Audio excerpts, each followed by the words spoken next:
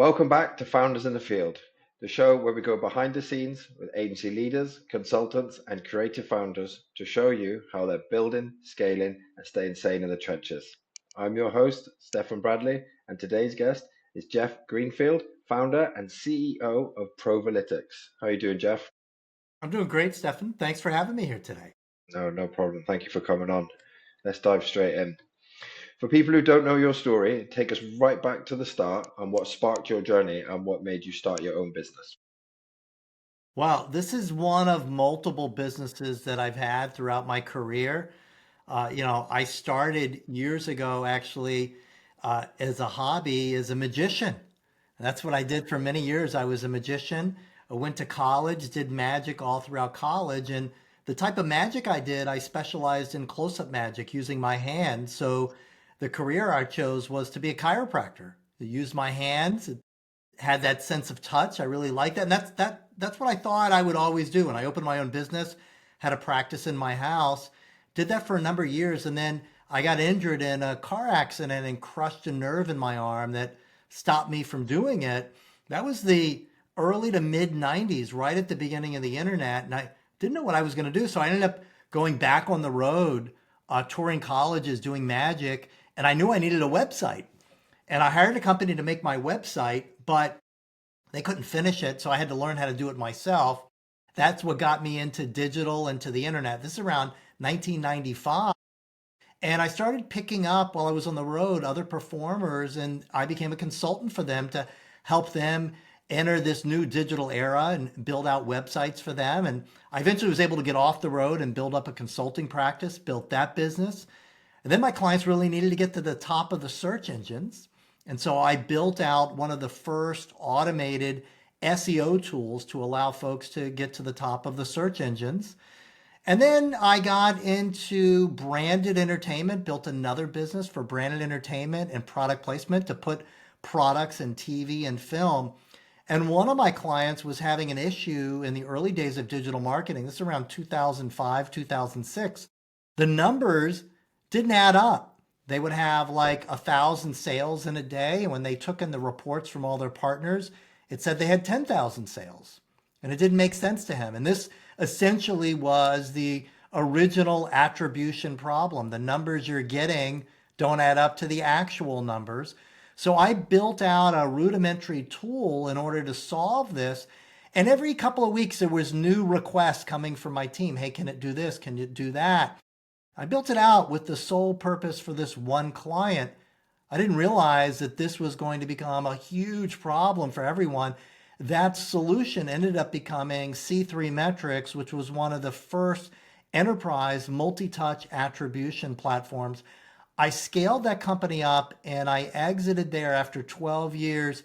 And that was a year before COVID, and thinking I'm never going to go back to measurement.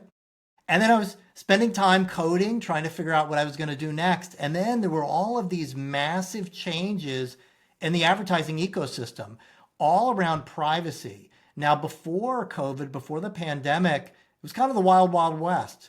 And so we measured at C3 the same way that people purchased media using all of this available data. Well, now that data was no longer available. The signals were gone, which meant there was going to be a major measurement gap coming up. And I just saw this was too good of an opportunity. I had to jump back in. And my theory was that we could fill those gaps by using advanced machine learning, AI, and the super fast supercomputers that are out there today. And we started building out the platform in 2022, started testing it with beta customers in 2023, and then started commercializing it last year in 2024. Wow, some stories, Jeff. And it's Thank a you. bit sliding doors moment, really, going from obviously magic chiropractor to injuring your arm that's actually pushed you in a direction that's clearly you're very, very talented in. Do you know what I'm saying?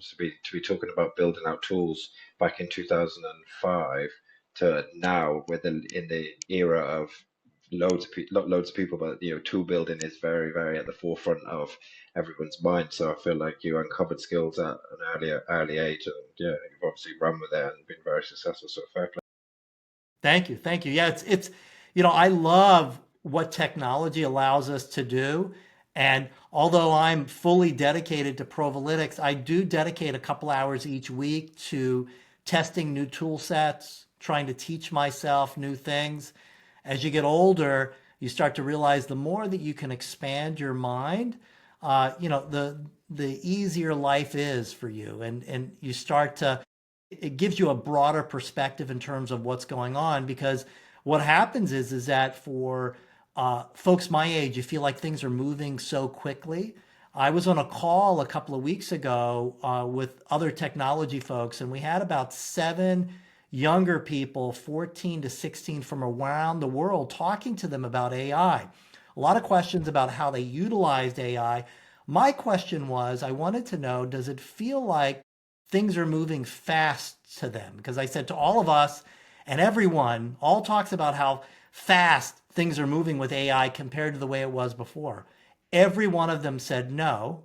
To them, it's just technology. And so I think that's an important lesson for us to all take back that, to us, when Google came out, it was no big deal. But if we think about our grandparents and stuff like that, they looked at it like, my God, what is happening? What is going on? So it's always your perspective of things that relates you to how quickly you think things are moving or how it feels like it's a regular day. Yeah, it's definitely relevant, isn't it? Do you know what I mean? To the person and to the stage in life that they're at, as you just said then. Do you know what I mean? People nowadays think in the teenage years, the younger years, think this is just a norm because they've never really known anything else. And I feel like it was the same, when Google came out, it was okay to you guys, but like you said, the older generation were like, "What is this? Do you know what is this magic?" Do It, you know? that's exactly it. Yeah. So I think it's important as we get older and we know that things are always going to be changing, that as an entrepreneur and a business owner, you need to take time each week just to investigate and tinker a bit, play around, find out what the young people are into and try to figure it out so that you don't feel like, and for me, I don't feel like things are moving so fast primarily because I'm always playing with stuff. Yeah, yeah, sure. So it's like the more you get, more you experience these new tools and that, it slows everything down a little bit. I feel like the unknown makes it feel faster.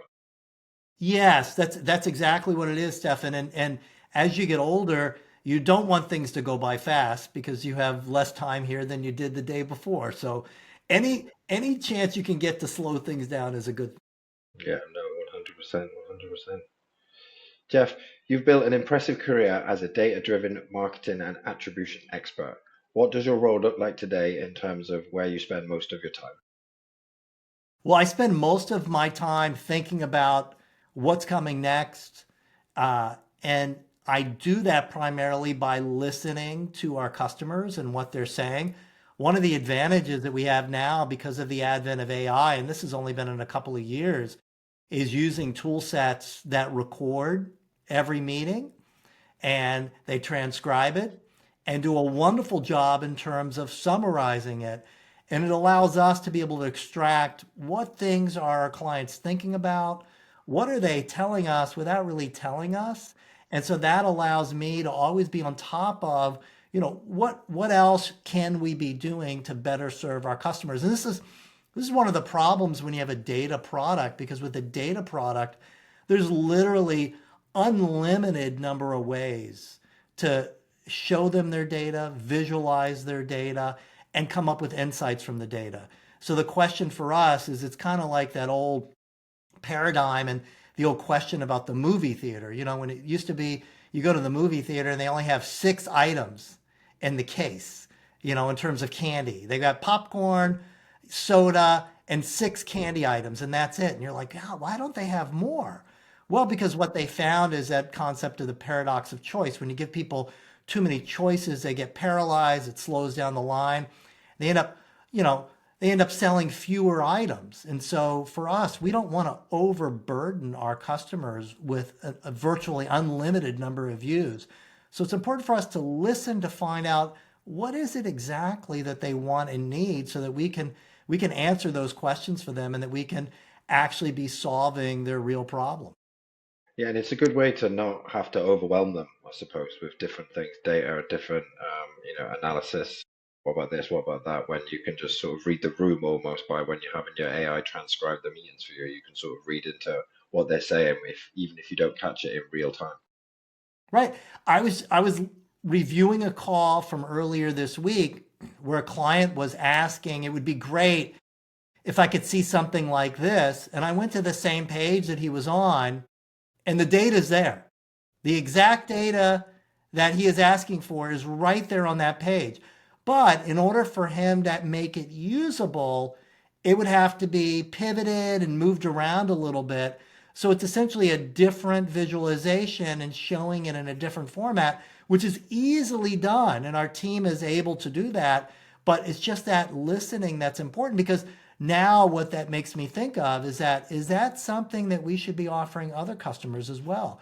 Are they also thinking that same thing, but maybe they're not ready to vocalize it yet? So it's that key of being able to maybe deliver those things before someone even asks for it. That's what's great. Like, it's like going to a great restaurant, and before you can ask for the wine list, they hand it to you and they fill your water glass, and you're like, my God, the service here is amazing. So even with the SaaS tool, it's the service that really delivers and that really matters, because that's what people remember. Yeah, no, definitely. If you can preempt what they will need, then I feel like you're 10 steps ahead already, and they're going to feel so much more looked after and so much more personalized to the service that you provided, 100%. And also going back to what you just t touched on then, it's almost like AI can, even though, like you said, the data was right in front of him, but he couldn't translate that to himself, that that's what he needed. And that's where these tools, having AI embedded into things, can just, rework it a little bit and show him, I mean, what is actually right in front of him, but translate it in a sense. That's exactly right. But what we find with our clients is that they would prefer to have it right in front of them. They don't want to have to ask too many questions. Where the large language models, at least I find, where they're useful and where we're looking to further integrate the LLMs is real life situations where I've got a meeting with my CMO in 45 minutes, and I know they're going to ask about last month. I need 3 bullet points that I can talk about. And typically, what ends up happening is we'll get urgent email requests, or I'll even get a text message from a client that I've known for years. Hey, can you help me out? And I'll end up going to the dashboard. And just because I've been doing this for so long, I'll pull out a couple of bullet points for them. But what we've been beta testing is taking clients' data and training an LLM in a closed environment with their data, and then having that available via a specific phone number that they can text. So instead of texting me or texting our support or emailing us in for last minute insights, imagine a real time 24/7 AI analyst who's trained only on your data, and being able to ask them those last minute questions and maybe put together a graph for a deck or something. That to me is a perfect use case for where today's LLMs are for us with our analytics product. And that's what we're working towards as we move into Q4. Fantastic. Would that be like, would you have that as trained in it as a sort of an agent, or would you have it as a workflow? So you train the AI on all your processes, and then a text comes in, and that text links to the AI, or would you have it sort of as like a agent? I would do it as like a separate agent. That's what Yeah. we've been experimenting with, is with that. That seems to work. The key is that even though we have our data is not user level, still a lot of rows and a lot of columns. And what we're finding is that a lot of them have issues with that. So what we're trying to do is look at what are the most common questions, and then summarizing the data such that the large language model can ingest it and be able to come back with answers that make sense for the client, at least for 90% of the questions. If they're texting or calling it, then will it reply straight to their, say, WhatsApp, for example, or something like that? Yes, that's exactly it. So it's almost like they've got a private phone number. We talked to some of them and asked, "Would you want this in Slack or Teams?" And they're like, "No, no, no, I just want it for me." See that? So it's almost like a secret that they only have, type of thing, which is pretty cool. Yeah, no, definitely, definitely. I feel like that's loads of value will be coming from that. Definitely. So, Jeff, you've been at the forefront of advanced attribution and measurement. What major shifts are you seeing right now in how brands are thinking about data, media, and RO? Well, brands historically, since the beginning of digital, have shifted significant dollars from branding, which is, top of funnel messaging, emotion, hey, love my brand, down to more towards performance, which is, hey, buy now, here are the benefits. This is why we're better than XYZ competitor. But what happens is when you move towards performance, you're reaching fewer people. Now, obviously, you're reaching targeted people, but there are fewer people. And what that means is your advertising has to work much harder, and you're also cutting off that top of that sales funnel. Brands now are realizing that branding is returns more dollars in the long term. But what's always been the issue is how do you quantify that? And typically, larger companies, you see performance is held to performance standards. Branding is just, finance sees branding as kind of throwaway dollars. And you do these brand awareness studies, and the brand person comes in and says, here's my study. And the CFO kind of laughs and is like, yeah, but that's not revenue type of thing. But now with these advanced analytics, we can actually connect branding dollars all the way down to revenue. It doesn't matter that time frame. We can actually see that impact and show how brand is driving along. So that's that first aspect is we're starting to see more and more brands move more dollars mid to upper funnel because they have the confidence, number one, that they can measure it. One thing that larger brands, are not liking so much about the AI aspect of things is that platforms like Meta and Google have this amazing capability to take assets of a brand and create ads literally on the fly. So, kind of the future of creative building is that I may give one ad to Meta, and if the ad is shown to 300,000 people, there could literally be 300,000 different versions of it, different colors, different combinations.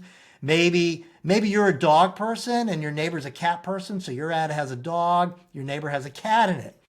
That's great for selling, but if I'm a brand, I need to know every aspect of my ad and how, what it looks like. And there has to be approval, especially for highly regulated industries like things like healthcare, pharma, and finance. These are things where the ad gets approved. And I've even seen pharma ads where there's a comma that shouldn't be there, and they don't even change it because it would take a year just to get approval to remove that comma. So for them, they look at this new world and they're not very happy about it. Now, the greatest thing about these AI ads and that type of technology is that for small local businesses, I'm talking like a florist who's spending $300 a month, the level of sophistication that's there is unbelievable, phenomenal for them. And yes, someone like Meta in that closed environment, they know exactly the right ad to show to the right person to sell it. And if you're only in Meta, perfect for you. But as you start to expand elsewhere, now you're in an environment where Meta doesn't know that this person also saw an ad on Google. They don't know that they saw a CTV ad. They don't know that they got a piece of direct mail. So their ability to know how well someone's going to respond to a different type of messaging and different type of ad is somewhat limited because they don't have all of the available information. So those are kind of the benefits and the pros and the cons of that. But the big brands overall, they are understanding the benefit of moving up funnel.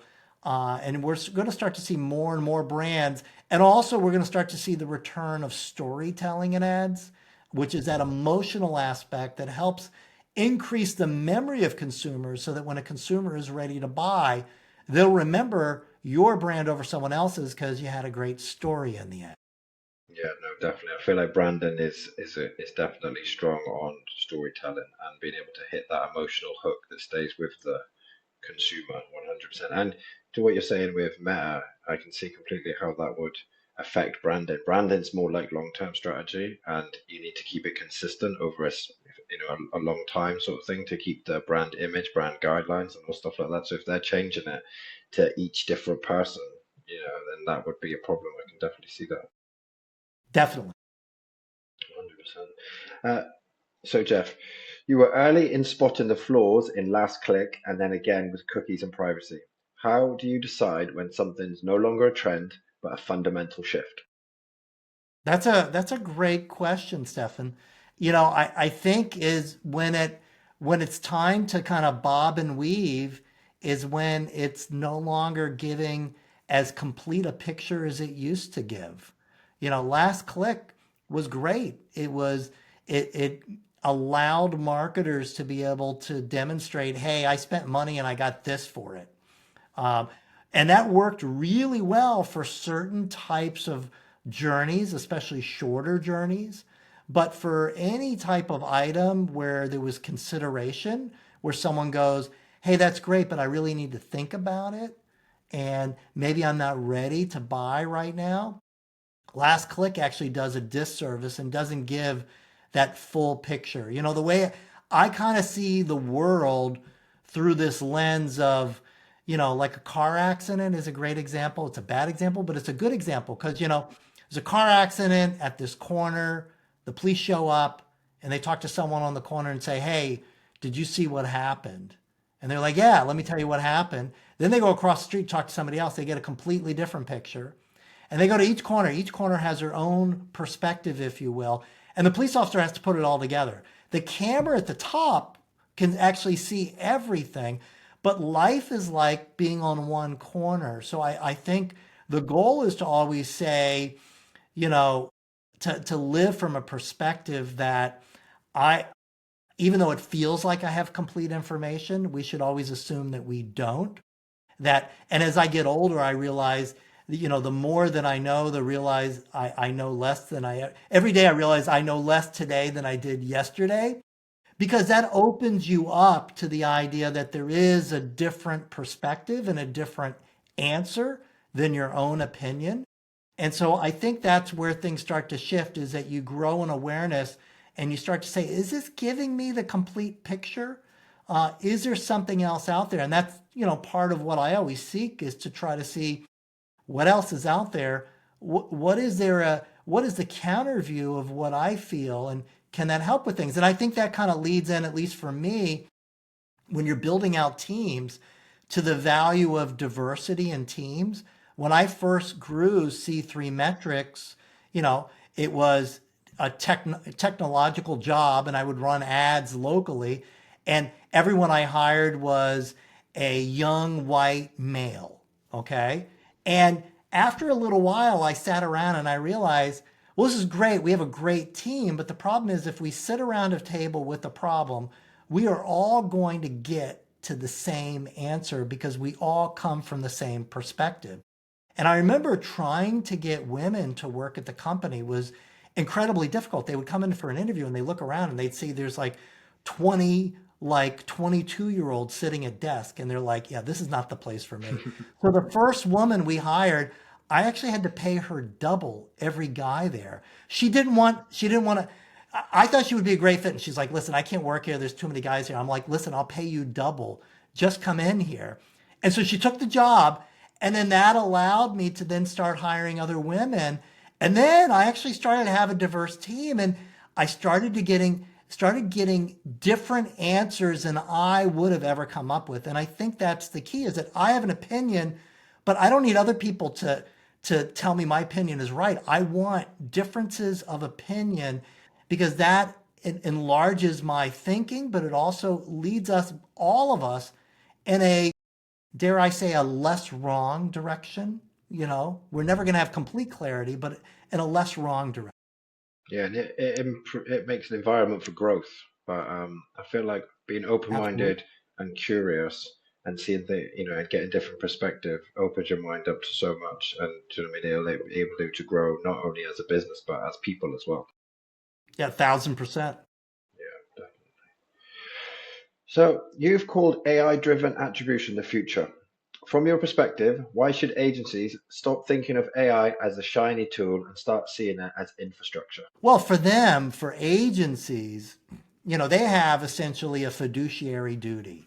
Their clients come to them and say, here's my money.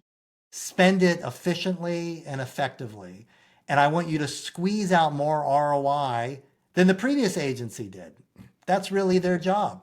And the crazy thing is that when agencies are hired, typically they come in and their pitch is something like, hey, we're going to buy your media better than anyone else. You see George over there? He used to work at Google. And Jill, she used to work at Facebook. So they got the inside track on what's going on.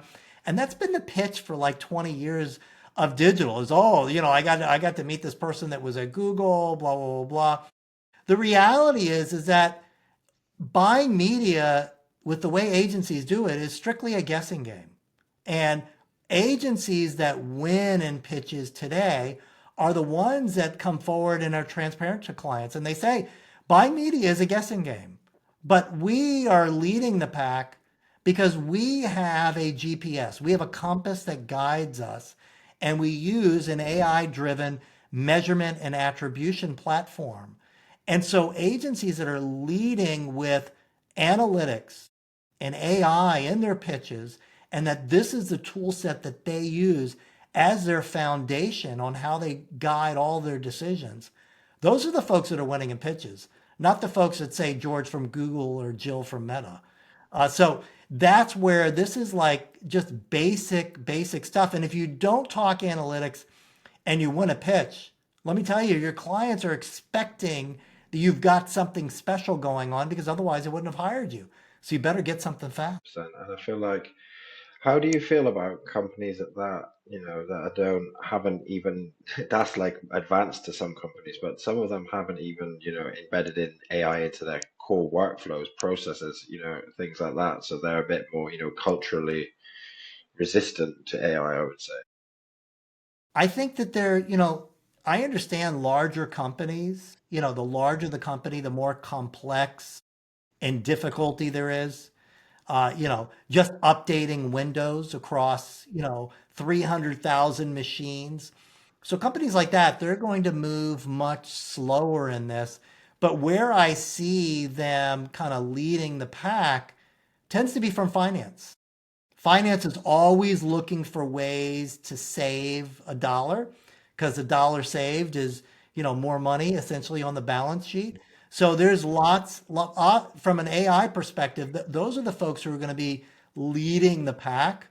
But there's so many ways to save. I don't think, the research right now is showing that there has not been these massive efficiency gains as of yet with a lot of companies. My team uses AI every day. We use it for writing. They're great editing tools. We use AI in some of our coding. It's helpful for that. I feel like that it is sped up processes that would have normally taken longer. But in terms of massive efficiency gains, I'd say we still haven't kind of gotten to that point just yet. I think it gets people to the their answer faster, so there's efficiency there. Um, but I think where it's going to really get exciting is when some of these larger companies start to integrate it into their workflows. We've started to see this happen across a lot of the marketing agencies, especially in the creative aspects of things where you start to iterate through different ideas and stuff. A lot of creative agencies are using these the large language models for that. We've also noticed across agencies the number of internships that used to be available have dropped dramatically. And interns typically would do a lot of the spreadsheet work and some of this creative iteration that these LLMs can do very easily and much more efficiently. So I think we're still in the very early stages of this. I think in the next 5 years, we're going to see a lot more changes there, without a doubt. Yeah, definitely. I feel like, the speeding up of different tasks. So if you're able to save, 10% time there, 10% time here, I feel like that will free people up to be able to focus on what really moves the needle, should we say, especially in not so many like the larger companies, but in the smaller sort of 11 to 50 employees, that type of range. I feel like we'll Yeah. definitely see that advantage there. Not just only like, I'm not saying like, oh, so they can get rid of all their staff and things like that. They will repurpose their time, You know what I'm saying? Like when I spoke to one of my old guests, he said when the processor come out, he said everyone thought that was it. Do you know what I mean? He said, but he said you just ended up finding different jobs and your job slightly changed a little bit. And I think that's what we're going to see here. There will obviously be some, jobs that do go, but I feel like the time will be repurposed and more jobs will be created. No, I agree 1,000% on that, without a doubt. It's definitely going to be an interesting transformation, especially to ride in the seats that we are, to see it and have it affect us as well too. Is going to be wicked cool. Yeah, no, definitely, 100%. Jeff, from your perspective, where do you still see agencies stuck doing things manually that could be automated? The kind of workflows that really slow growth. I'd say pitches, number one, getting new business is a huge area for agencies where it seems like it's a massive time sink where all of a sudden there's a pitch coming up, and then anybody who's involved in that pitch team, that becomes this all encompassing, and it's typically one of these all nighter type things for the bigger pitches. And I think utilizing AI to iterate off of previous pitches that they've won in the past, and then taking in new data that they've already received in the pitch about this client and have them start the process of building the deck. I think that's going to save them tremendous amounts of time. And then whoever is leading the pitch, using AI instead of with the other team members, using the AI as a great way as an editor to go back and forth. I think that is probably the biggest space because to me that's the biggest time sink for agencies is they always want new business, they're always active in pitches, and that's where I think they can use the biggest help. Definitely, it takes off such a load. Do you know what I mean? Especially if you have it, all your past pitches, your past case studies, things like if you can have it all in a dashboard, one singular dashboard that's AI integrated, like a nervous system almost, and I feel like that, and be able to pull them out and then re-edit, re-look at, improve, go back, improve with the AI, I feel like would speed up the process tenfold. Yeah, and any interviews or conversations you've had with the client or their search team who's been searching and they give you taking transcripts from that and integrating it as well into the deck, you're gonna be able to, and any agency who's not doing that right now is just stupid as far as I'm concerned. I mean, you have all these assets available. Historically, you wouldn't have had them. So it, to me, whoever's doing it, it's a massive competitive advantage. And like you said earlier, with the note taking, do you know what I'm saying? With the note taking AIs, you can have so much of that over your last say 10, 15 meetings that you've had with clients. It's all going to be summarized, prospected, and then you upload that, and then yeah, what would your uncle would say? Jeff, if you were advertising marketing agency founder today, how urgent is it that they embed AI and automation now and not in 3 years? Well, if they don't embed it now, they're not going to be around in 3 years. I mean, that's really what it comes down to. You know, the talk. If and you only have to study history to understand this. If you go back to before digital and the early 2000s, the way that companies got into digital is not that marketers said, "Hey, I'm going to try this." It was like a board member who said to the CEO, "What's our worldwide web strategy?" That's how they got into digital. And then it was a board member who would say, "What's our mobile strategy?" Because it wasn't that long ago that all campaigns had a mobile section of the budget. Then it was, "What's our Facebook strategy?" And this is how things get integrated. Right now, the talk at the board level is, "What's our AI strategy?" So if you're an agency, you have to understand that this AI stuff is everywhere. Your clients and prospective clients are grappling with this. And one of the ways that you can win their business is you don't need to be an AI expert, but when you come forward with about how you've integrated AI into your business and all of this stuff, they're going to see you as essentially a thought leader in that space. So it's imperative to get a handle on it. And I know everybody who's an agency owner, they've got already a full-time job. Well, this is where you have to take a couple hours a week and sometimes on the weekend and start teaching yourself this stuff. If you want your company to survive, you need to always be ahead of the curve. Yeah, no, 100%. 100% solid advice there.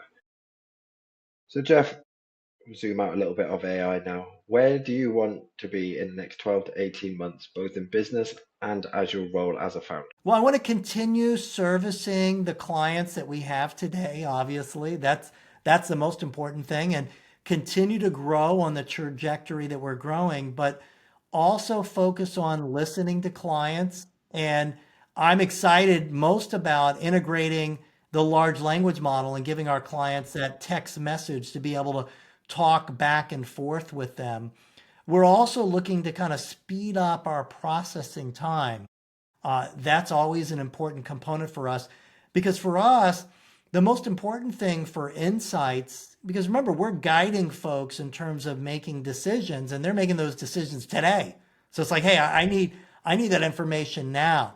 So speed to insights is the most important thing. And so when we can get data from clients and turn it around to them in 24 to 48 hours, that's always been our goal. And that's what we're looking to do. So speeding things up for us is number one, continuing to serve our clients, but also being able to continue to scale the business, but still have that service level that we have now. That's always an issue as you start to scale a business. Our focus on is we're not trying to take off like a rocket ship. We're just continuing to grow nice and slow. So the trajectory we're at is great for everyone, including my team. Yeah, no, definitely. I feel like once you've got the product or whatever you're sort of selling type of thing or your service that you're providing, then this next is to speed it up and to grow it bigger. And I feel like doing it at a measured rate is by far the best way to do it, as opposed to, like you said, taking off like a rocket ship. That's right, because you're always going to find leaks in the boat. The question is the boat going to sink before you can plug those leaks? So you want to have the leaks show up one at a time versus all at once. And that's the difference with that measured growth versus the rocket ship. Yeah, and also you keep the standards of what you're providing if you do it in a measured way. Do you know what I'm saying? You don't lack on these to gain on these. Do you know what I'm saying? You go a measured route altogether. That's exactly right. So Jeff, last question. If you could wave a magic wand and remove one friction, either in your business or in business in general, what would it be and why? I'd say the biggest friction point for us is I would give every marketer the actual understanding of how marketing actually works.